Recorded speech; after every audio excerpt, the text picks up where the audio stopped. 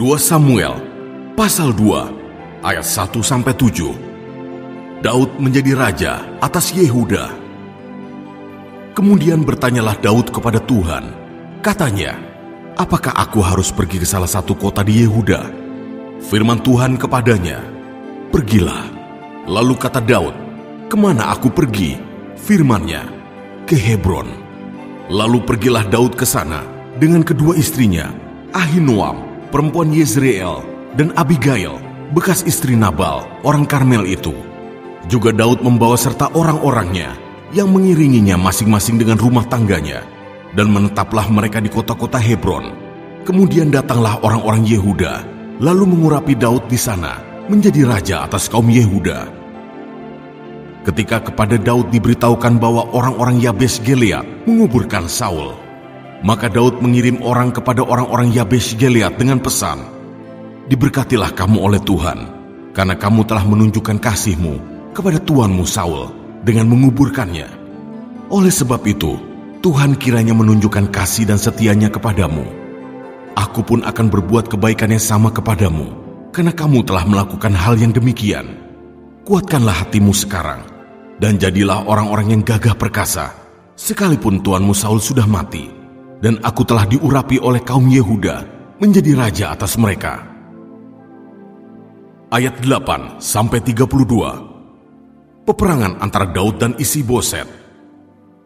Abner bin Ner, panglima Saul, telah mengambil Isi-Boset, anak Saul, dan membawanya ke Mahanaim, serta menjadikannya raja atas Gilead, atas orang Asyuri, atas Yezreel, atas Efraim, dan atas Benyamin, bahkan atas seluruh Israel.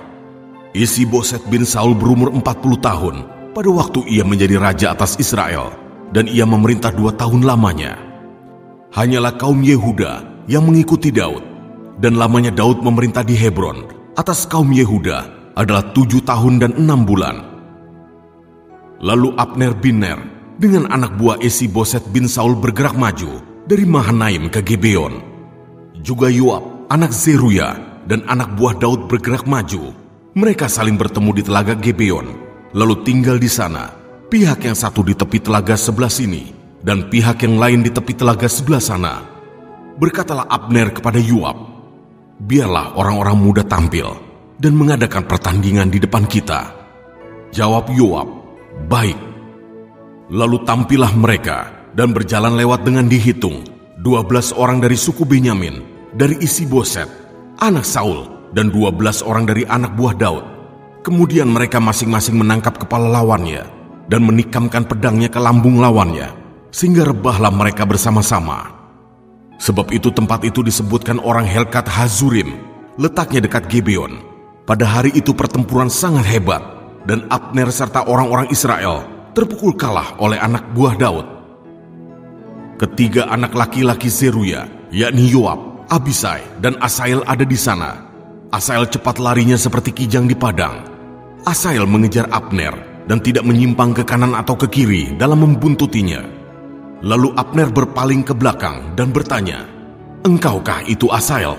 Jawabnya, ya aku. Kemudian berkatalah Abner kepadanya, menyimpanglah ke kiri atau ke kanan, tangkaplah salah seorang dari orang-orang muda itu, dan ambillah senjatanya. Tetapi Asael tidak mau berhenti membuntuti Abner.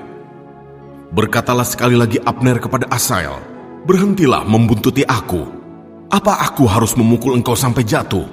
Bagaimana aku dapat memandang muka Yoab, abangmu itu? Tetapi Asael menolak berhenti. Lalu Abner menusuk ke belakang ke perut Asael dengan tombaknya, sehingga tombak itu menembus belakangnya, dan rebahlah ia di sana, dan mati di tempat itu juga. Semua orang yang datang ke tempat Asael rebah dan mati itu berhenti di sana. Tetapi Yoab dan Abisai mengejar Abner ketika matahari masuk, dan mereka sampai ke dekat Bukit Amma yang ada di sebelah timur Gia, ke arah padang gurun Gibeon. Berhimpunlah Bani Benyamin di belakang Abner menjadi satu gabungan, dan bersiap-siap di puncak sebuah bukit. Berserulah Abner kepada Yoab, haruskah pedang makan terus-menerus? Tidak tahukah engkau bahwa kepahitan datang pada akhirnya? Berapa lama lagi engkau tidak mau mengatakan kepada rakyat itu, supaya mereka berhenti memburu saudara-saudaranya? Jawab Yoab, "Demi Allah yang hidup, sekiranya engkau berbicara tadi, maka tentulah sudah dari tadi pagi rakyat menarik diri dari memburu saudara-saudaranya." Lalu Yoab meniup sangkakala dan seluruh rakyat berhenti. Mereka tidak lagi mengejar orang Israel dan tidak berperang lagi. Semalam-malaman Abner dan orang-orangnya berjalan melalui Araba Yordan, menyeberangi sungai Yordan, berjalan terus hampir sepanjang siang, lalu sampai ke Mahanaim. Ketika Yoab berhenti memburu Abner dan menghimpunkan seluruh rakyat, ternyata 19 orang dari anak buah Daud hilang, termasuk Asael. Tetapi anak buah Daud menewaskan dari suku Benyamin, dari orang-orang Abner, 360 orang.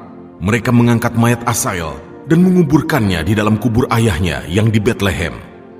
Kemudian berjalanlah Yoab dan orang-orangnya semalam-malaman itu dan sampai ke Hebron ketika hari sudah terang.